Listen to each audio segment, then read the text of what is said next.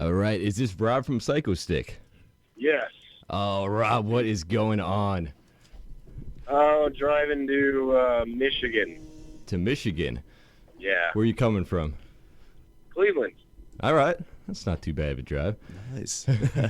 What's Yeah, up, nope, Rob? nope. How you doing, man? Oh, doing good. Doing good. Touring, snoring, whatever.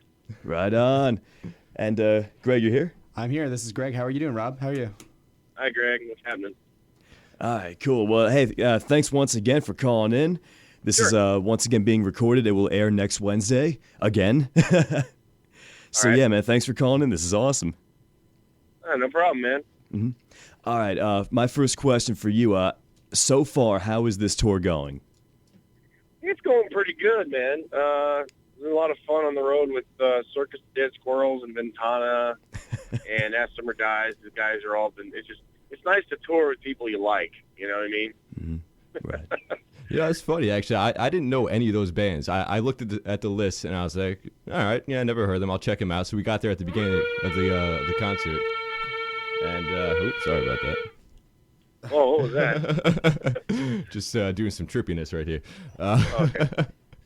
So, yeah, and I ended up loving them. I have some Circus of Dead Squirrels and Ventana stuff, so you introduced me to some good stuff. Thank you. Yeah, no problem. Yeah, I was actually saying to Kevin, when Circus of Dead Squirrels came on, there was no other band in my history of going to concerts that ever just scared the hell out of me like Circus of Dead Squirrels, and Ventana equally. Yeah. So they were great. Pretty strange little contrast. You know, we're not like Circus of Dead Squirrels and Ventana are kind of dark. Like Circus of Dead Squirrels is like an evil circus, obviously with clowns and whatever. So, but they're just they're not at all like their stage persona. They're a bunch of just regular guys. It's pretty funny. Oh, that's good. That's good. That's great. Now, in comparison to your last tour, the dumb tour, as we'll call it, you encouraged everybody to dress up in weird costumes. How's that reception been this time around? You still getting that same type of output from the fans? Are they still coming up, dressed up in weird costumes and stuff? Yeah. We encourage it as much as we can because we kind of want to create an atmosphere where people just go to our shows not only to see the bands or whatever, but they also want to kind of see they want to people watch a little bit and see all the stupid stuff people are wearing. So that's we're trying to create something like that, and it's working pretty good. I think we need to like push that a little harder, but we still get a lot of people dressing up. Like I had a guy in I think it was Philly who came out dressed up like Princess Peach. So that guy. That guy. He had like a beard and was hairy but he was wearing the pink dress. Man, and, guys like that. I mean, how do you put up with that? Seriously. No. Well, we love it. We put up with it because we love it. That's great. I never saw myself go and dress as a Teletubby in public, and for you, I did, and I was proud to do it. Excellent. All right, now I have to talk about the addition to your live show, the iPad. Thank you, Steve Jobs, for allowing you guys to play Girl Directions live. Yeah. How many songs have you let me ask, added to your live repertoire because of that? I know Girl Directions being one of them. I don't think you guys have really played that too much live before. Unless you have, then I don't know about it. But no, we actually, when it first came out, we had our old lineup with Jimmy and Jake, and we would do a little rock paper scissors thing, and whoever lost had to wear a blonde wig and be the girl in Girl Directions. It didn't really work. It was because the script is kind of it's what's memorable. Right. You couldn't really hear what was going on because we were trying to talk like a girl or whatever, and it just didn't make any. It didn't work. So we just canned the whole thing, and then we got a lot of demand for it, and it's like we don't have a girl in our band, dude. I don't know what to do. So. Right. So when we brought in the sampler, it was like, oh, we could finally do that, and then it worked out beautifully. So but there's not a lot of songs that that one in particular needed that. Yes, but there are not a whole lot of songs that require it. It's like, adding a little more pizzazz to the show, adding another element that can help it make, because I could put samples from anything I want on there and just hit them whenever I feel like it. Just add something to the show. And having that versatility is nice. So we never had that before, and now we just do just guitars, drums, and bass and whatever. There's more stuff going on, so it's nice. That's great. Really quick, I just want to talk about the newest album, Space Vampires vs. Zombie Dinosaurs in 3D. Yes, I memorized that. And now, as far as like playing new songs live, songs from that album, what were some of the ones that were like the best, like the most well received? I'm gonna guess Sad Face Emoticon. That's just my guess, though. Oh yeah, you guessed good. Yeah, that one hits hard because it's such a hard hitting song. I guess it's just we like to introduce it. Like blocking people on Facebook and then getting into that because everybody's on that stuff and everybody knows about those people who post on Facebook or Twitter that just drive you crazy. They keep complaining about how their life sucks and you just don't really care. So yeah, we wrote a song about it and worked out really well. Another good one is Boobs, because Boobs is a great song that works live.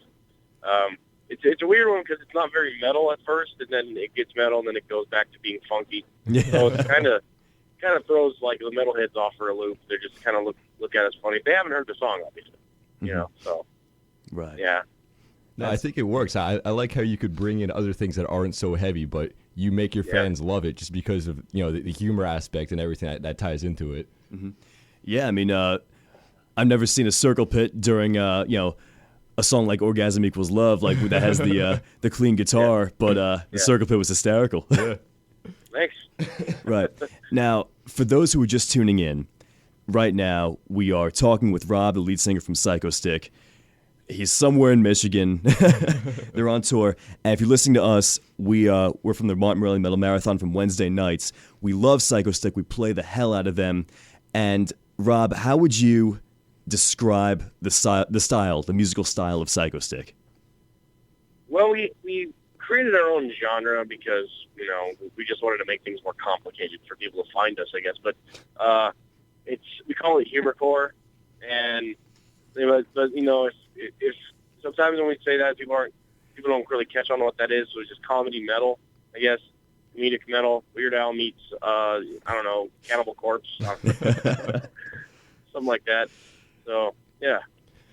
Take us back to the beginnings of that. Was it just something you were doing for fun when you started this, or did you expect it to get so big? Yes and no. Well, we did. I'm always doing this for fun. I mean, we just started it, and it was just a little fun project Josh and I wanted to do because we were really into the aggressive metal, hardcore sound, but we're not really, angry. We don't have a whole lot of, our soul isn't, eroding or anything like that. So we just wanted to like do something different that made us happy, and the Psychostick just kind of happened there. And it just, we didn't expect it to blow up. I mean, I saw the potential in it whenever we finally dropped our first album, which was in 2003. Mm-hmm. It was re-released in 2006 through our label. But in 2003, we released it as a local band, and it just kind of sat there we had a bunch of copies sitting in our garage for a while, and then Extra Radio played it, and then we started selling them all. So, but no, I didn't. I saw the potential, but I was like, I knew the odds of a band actually getting somewhere in the music industry. It's like less than 1%. It's the odds are so against you because everybody has a band of some kind. Everybody wants, everybody's trying to start a project. Everybody's releasing recordings. There's so much out there. And if you actually get to the level we're at now, it's like, wow, you won the lottery kind of, I didn't expect it, man, but I'll take it, cause I haven't had to work a job in a long time. And that's nice. Oh yeah. I've been busy with this. So I'm very happy. very happy. No, I think you did it right too. Because if you just did something that sounded like every other band, you'd just be like every other band. But you did something different, and I think that's why you stood out so much, and you're able to make it big so quick. Yeah, we weren't trying to do something different either. We were just doing what we wanted to do. Yeah. Wow. And because you can always tell when a band is trying too hard as opposed to doing something they love. You know. I hear you. So, Oh yeah, tell me about it. God. Oh Yeah. man. I want to tell you. I actually want to ask you about the songwriting process, because to me it doesn't necessarily seem so easy. Not every song is easy to play, and so Right. I hear a lot of Dillinger influences and influences from other bands. So what exactly is the songwriting process? Do you first think of like a lyrical theme, or does Josh come in with a guitar riff, or how does that work out for you guys? well, it's really hard to break down into a formula, to be honest. We tend to just toss ideas around like, well, it comes at random. But the thing I love about this band is that we could write a song about anything, you know? Right. Like we don't have any limits to what we can write about. The only limit is that it has to be funny. But, you know, there's so much stuff out there that you can make funny, you know? And when we toss some ideas around, and we'll sit down and just kind of we start writing the lyrics kind of first, I guess. It's really like we'll have a riff idea that obviously, but it's hard to explain.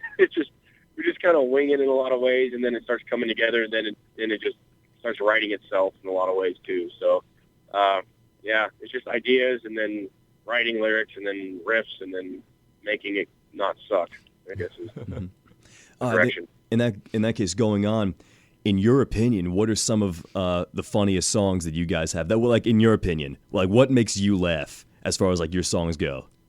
Let me think. Well, I'd say for my first album, YOY is one of my favorite ones. We never play that live, but it's a funny one. I love that one. And let's see, the newest album, I think. What was it? I can't remember. We don't play it. Methane Crescendo. I like that one a lot because it has a very angry feel to it, but it's angry for very silly reasons. And Dentist really made me laugh too a lot. Yes. So, or Root of All Evil. That's the name of that. Root of All Evil. Yes. Yeah. That's great. Actually, I remember. Actually, I want to ask you. On each of your albums, you have an outtakes track, which is very, very unique. I love that. Thanks. Yeah. And I remember, particularly on the most recent album, you laughing hysterically while recording Hate Times 8 with the real estate line. Yeah. And I had to take a closer listen to it, and the whole song is basically you just abusing a rhyme scheme, which is incredible. Yeah. That's great. Now, how about your fans? Like, what do they love? Aside from beer, what are the most gratifying songs to play live? Well, my favorites, the ones that I particularly enjoy live more are Jägermeister Love Song. I love that one. Great. And Sad Face, like we were talking about earlier. That one's really fun to play too. We just started, you know, as you saw, playing a full band version of Orgasmic with Love. And to be completely honest, I didn't ever really like that song because some of the raunchy humor wasn't really what I had in mind when it turned out that way. I was like, it's a little, you know, we're not raunchy guys to edit by any means. Right. So when that came out, I was like, I don't know, it's kind of, maybe we're just taking a swing at some cheap humor here. But it worked, and a lot of people liked it, and I wasn't surprised. I was like, oh, of course they like that one. And then we started playing a full band version of it, and I was like, you know, I kind of like this song now because we can have a little fun with it, because we have played acoustically live before, and it just doesn't have any real impact, and it kind of slows the whole set down, and we were like, you know. But now we finally got it to a point where I'm pretty happy with it. It's like, okay, cool. This is This is a lot more fun. We actually have a question from our resident Psychostick fan, Greg. What's Hello. up? I just had a question about when you're writing songs like maybe like Political Bum or like Root of All Evil or something, or like Passive Vengeance even, something like that. Where do you get, like, are there specific instances where you're like when you wrote Political Bum, did you see someone on the street and you're like, I can write a song about this? Or like, was it just a general thing? Well, it's usually something that happens that is pretty significant, and we all laugh about it, and then we start just kind of humming the melody or humming some lyrics or saying something. It's like Political Bum. I don't remember exactly how that came about, but I think it was Josh and Alex were on a bus or something at one point, and there was this bum there, and he was just ranting and complaining and doing something like that, and they just kind of ran with that, And yeah, all the songs in some form or another are based off of experiences, true real life experiences. Dentist, Josh wrote that song, or Root of All Evil, I should say. I shouldn't call it Dentist, confuse people. Root of All Evil was written while Josh was having a lot of dental work done, and he was writing a lot of it driving to the dentist office, and that was all him. I mean, he was going through some crazy stuff, like he had a root canal and a bunch of had to have one of his teeth yanked because it was not doing so great, or something like it. It was nuts, and yeah, he was very in the moment during that stuff. So all of our songs are based off of something that happened to us at some level, I would imagine. That's pretty awesome. Yeah. Well, in that case, going off on that, I guess autobiographical stuff, we love Alfredo Afro. Absolutely. Oh, really? It is hysterical. I wasn't expecting that. Now, how much of that is true? I mean, something like it was the three-part Chicks comic. Yeah. Like, stuff like that. How much of that is also autobiographical? Well, some of it is based off of something we'll talk about. A lot of those are will just pop in my head, but yeah, like some of them, something will actually happen, and we're just like, oh god, and then it's kind of an outlet for me, Right. It's like, okay, I can't exactly talk any crap here, so I'm gonna draw a comic based on it, Yeah. It's therapeutic for me. Like the chicks one that we're talking about, like it's been an ongoing joke in our band because we're in a metal band and mostly guys like us that we don't get any chicks ever, Right. And that has happened at one point in time where there's a bunch of girls in the crowd, and actually this happened I think in New York where we were playing a show. This tour. We were playing a show, and all these just gorgeous chicks were there. I'm going, okay, something's wrong. Something is wrong. They're not here to see us. What is going on? And one of the bands that opened up, there's a bunch of guys. They're like, foreign. Some of them from Ireland. Yes. And they're all very, very attractive guys, and they're kind of hipster dressed and everything. I'm like, there it is. Yeah. And as soon as they finished playing, it was chick exodus. So, I'm like, wow, I knew it. Yeah, we remember that, and we were waiting for the right time to dress up in our costumes. Kevin being the Teletubby, me being Princess Peach, and we saw all these people here, particularly the the massive turnout of girls, and we're like, what? I mean, we were, I guess, trying to figure out what that was from, and then Led Zeppelin went on, and okay, yeah. They were called the Black Fires, and I couldn't understand a single word the lead singer said. But I thought they were good. He was enjoying some sort of inebriation, yeah. But yeah. And then I was thinking, what if all those girls stuck around for Circus of Dead Squirrels? And Ventana. I wonder how that would turn out. Yeah. Funny, it's just the way, there was a time when chicks were into, metal and rock. There was a time, but that time is gone. You have to... Unless you sound, like Black Veil Brides or something, it is what it is.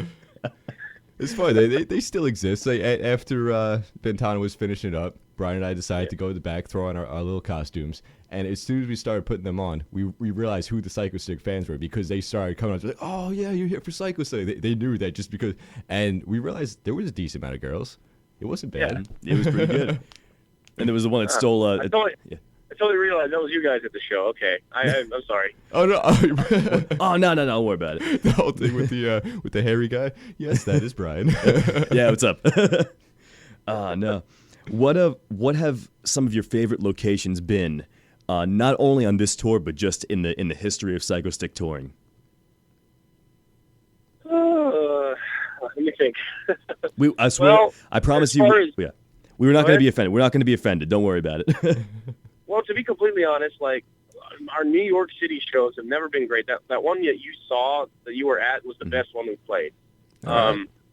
Because we played once at Arlene's Grocery, and it was a disaster. We were late because we were not very well versed in New York traffic and how the tunnels work and whatever.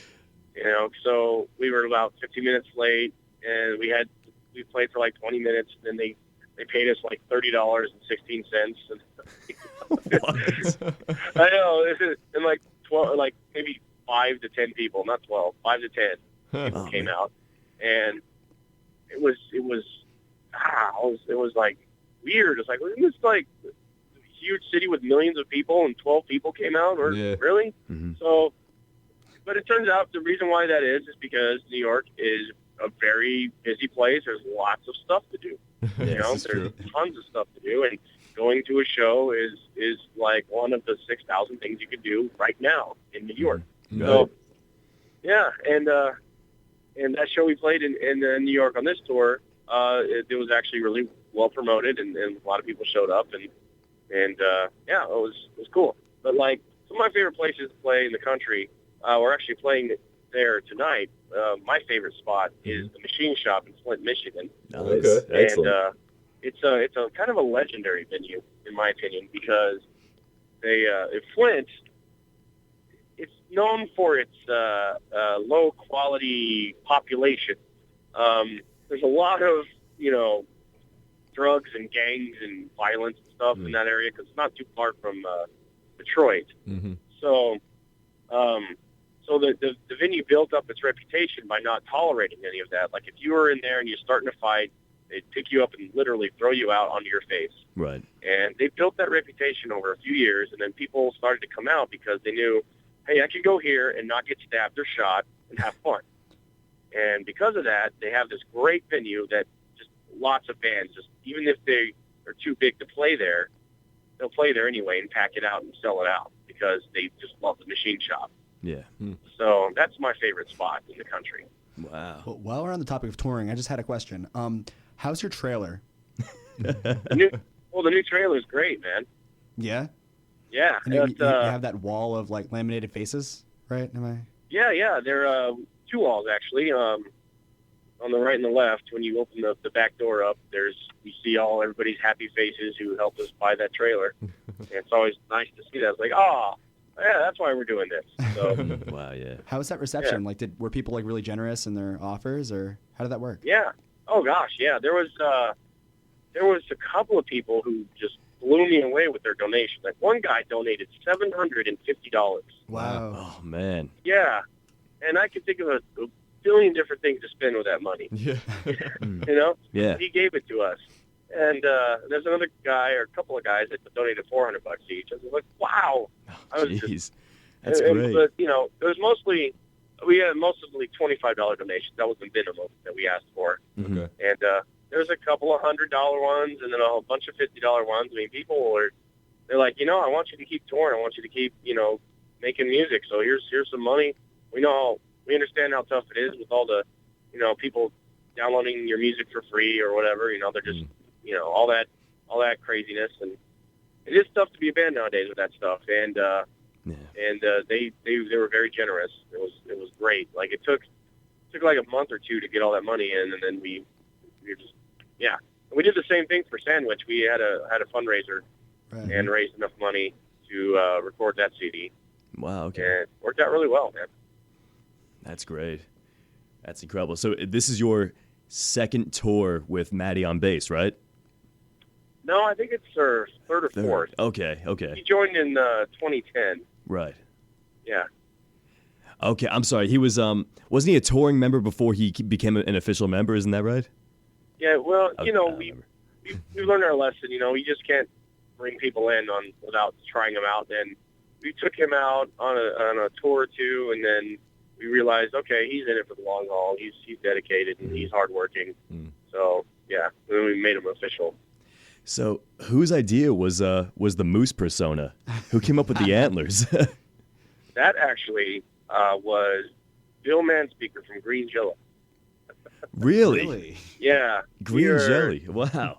Yeah, we went on tour with them, and I don't know if I could say their name on the air. Nashville P-Word. Yes, I've heard of them. They're pretty good. And yeah, he came on. That was his first tour, and Bill he has.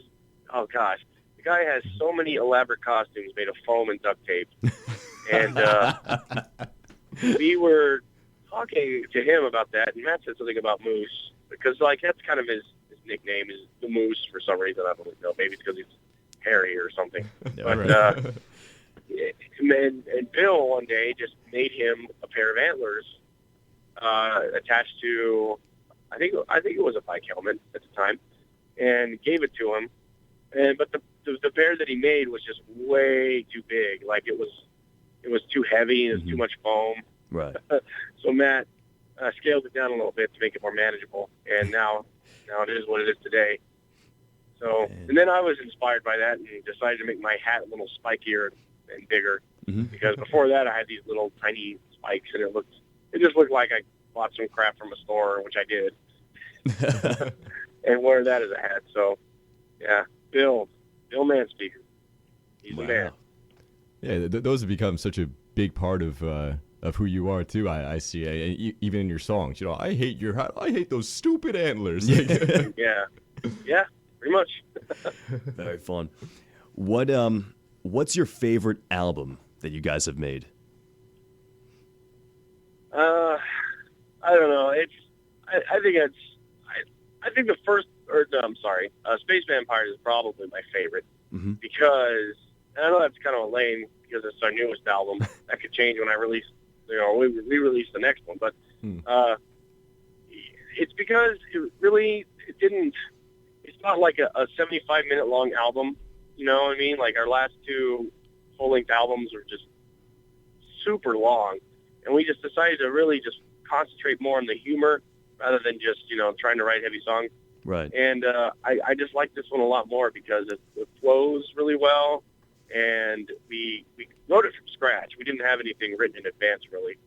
So I'm really proud of that one because we really just see what we could do just out of nowhere, and it came out very well. I thought I was very happy with it.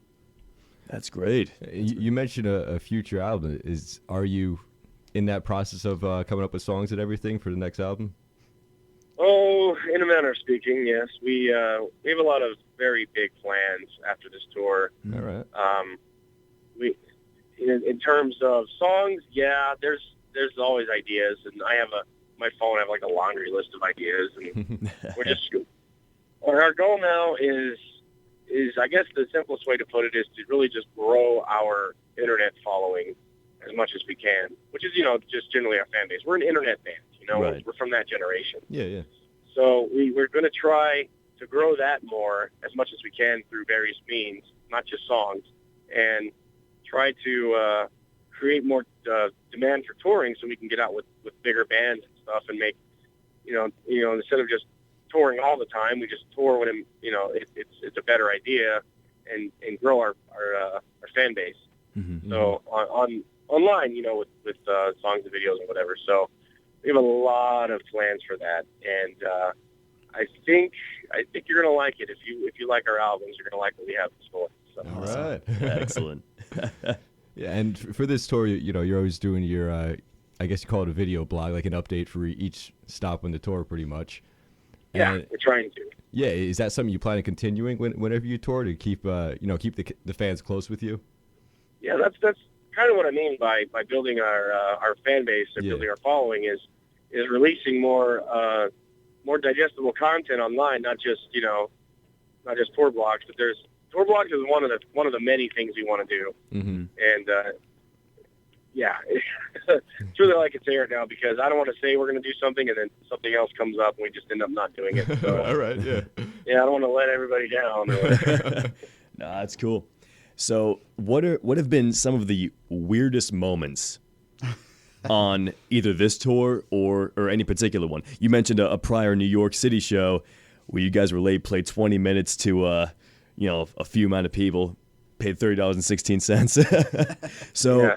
going along with that, any other like crazy experiences? Oh, there's always the crazy ones. Actually, I'll tell you one of the worst shows we've ever played on this tour. Oh man.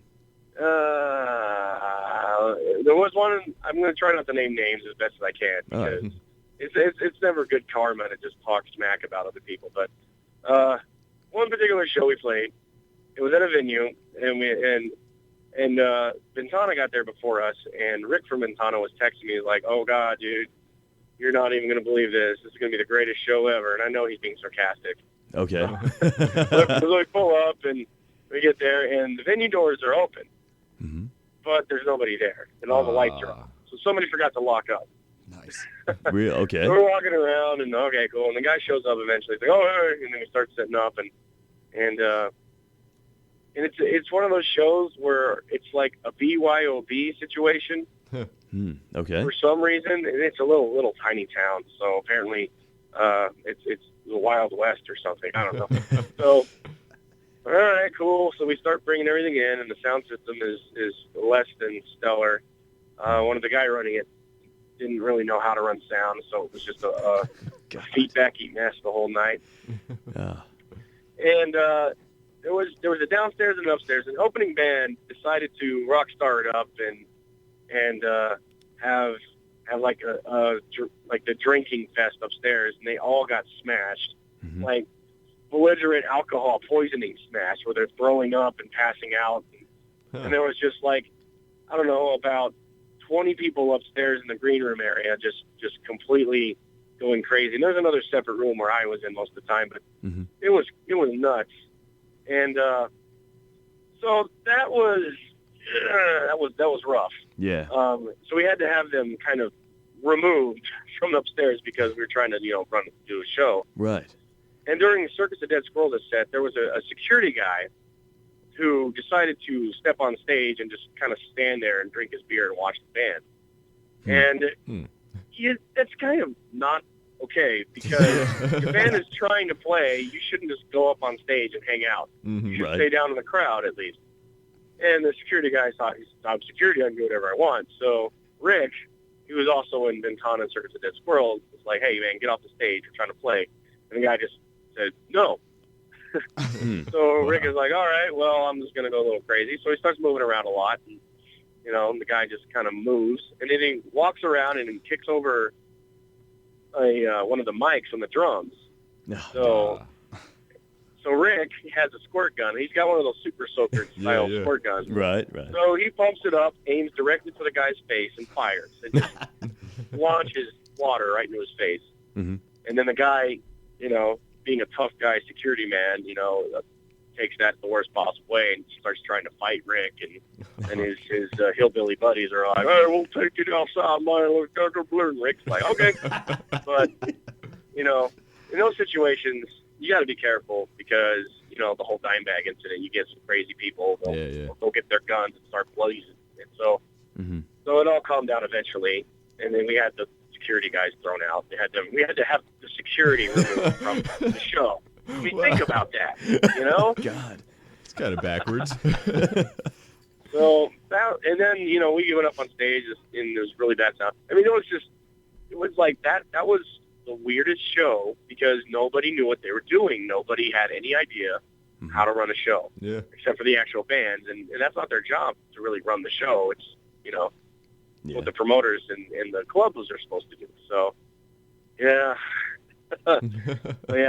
security guy, I couldn't believe that happened. Yeah, that's crazy. That's nuts. Oh my God. Yeah. That's the kind of stuff we run into sometimes. We'll totally like bump into somebody. Oh, hey, oh, great, this is a disaster. Oh, You know? man. Yeah, I hear you. That's a good story to tell. Yes, definitely. That's great. Thank you. Geez, I'm trying to digest that still. Well, I hope it wasn't too long. You probably have to chop it up for your recording, whatever. But yeah. I'm sure we'll play this whole thing. Well, I plan on playing this entire thing. Oh man, that's great. Well, I just had one quick background little question. I've always wondered this since the first time I heard the name Psychostick. Where did that come from? Psychostick. Does that have a story? There's the story's really lame. I'm not gonna lie. Mm-hmm. We had the name before Psychostick. We were calling ourselves Asinine, and but as it turns out, there are other bands who like that name as well. Huh. And there are millions and millions of bands in the world, but only 30,000, 20,000 words in the English dictionary. So you gotta kind of combine words to make something happen. Or a lot of bands are called a phrase now, like "As Summer Dies." Those guys. Yeah. Mhm. That's a phrase. So we did. Psychostick just kind of popped in my head one evening when I was half awake, half asleep, trying to go to sleep. And I walked out in the living room, and Josh was staying with me. He just moved to Phoenix, and I go, "How about Psychostick? What do you think?" He's like, "Okay." So, yeah, that was about it. That's not lame. I That's love good. that story. That's a great story. I would tell that. That's great.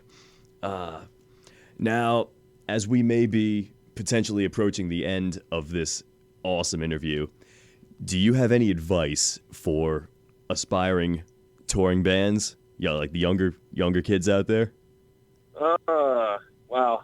You opened up a can of worms. Oh, I'm sorry. It's not my Advice. fault. It's difficult to give advice because, all bands need to be aware of the odds. Mhm. The odds are always against you. And that's not meant to be discouraging. That's meant to kind of get you to expand your comfort zone in a lot of ways. Like, the number one thing I could say is don't be your influences. A lot of bands will either try their best to sound exactly like a band that they like, but that's not a good idea because that band is doing what you're doing, except better and bigger, Yeah. right? Right. So you can be, I would say, instead of being influenced, be inspired by them, and then just do your own thing and do what makes you happy. And if you're afraid, if you're feeling like, I got to tell you, our very first show that we ever played, I was so scared out of my mind that we were going to get booed off the stage because we were going up and we were dressing stupid and going up to sing songs that are really dumb. Right. I've never really seen that before. So I was like, crap, this is not going to work. I'm going to get booed off the stage and I'm going to go cry myself to sleep. And that didn't happen. And we got the exact opposite response. So if you're feeling apprehension because you are unsure of how it's going to go, that means you're probably on the right path. Nice. Excellent. Hey. So don't let that slow you down. Just do it anyway, even if you're afraid. And definitely branch out and try to expand what's already out there. Try to build off of that. But don't copy. Please don't copy. And don't buy crate amps for it sounds so bad. Don't buy any. What's worse, crate or line 6? Crate. That's it. All right. Nice. Awesome. Okay. Well, thank you very much for that, Rob. Really quick, Sure. before we head out, the three of us, we've each seen Psychostick. I've seen him 2 times. You guys have seen him once. Mm-hmm. Now, we each have probably a favorite memory from when we saw you guys. Right. If you guys don't mind, Kevin and Greg, if you guys can conjure up your memories. Now that we have Rob, I just want to share this really quick. I saw you back in Trenton, New Jersey. It was on the Dumb Tour, and I was so happy that your set list included a medley of songs from We Couldn't Think of a Title. And it was songs like Throwing Down and In a Band to Get Chicks and Fake My Own Death and Go Platinum. And those songs I love, and I was not at all expecting you to play that. I was so happy that you played that. It was great. Cool. Thanks, man. And I remember that when during the chorus of Throwing Down, you actually grabbed my Princess Peach costume, or maybe my head. I don't really remember. And then you literally screamed in my face, and I absolutely love that. So thank you for scaring the hell out of me. You. I talked about you, and I didn't even know it was you. Wow. Congratulations. That was great. Awesome. I think, mine kind of goes along with that. Just the way you really include the crowd, and I guess we kind of stand out when we're dressed like Teletubby Princess Peach. And there's one part when you told us to put up our lighters or our phones or whatever we had, and Brian and I couldn't do so because we couldn't access our phones. So That's great. Brian had something shiny on. So, yeah, he's shiny. So I picked Brian up, and here's my thing that I held up for that song. And, no, I'm just saying, like, just the way you include the crowd and everything, and, I love it. Well, thanks, man. Oh, Greg? man. Well, I was at this the same first show in Trenton that Brian was at, and I was the Bumblebee. And Nice.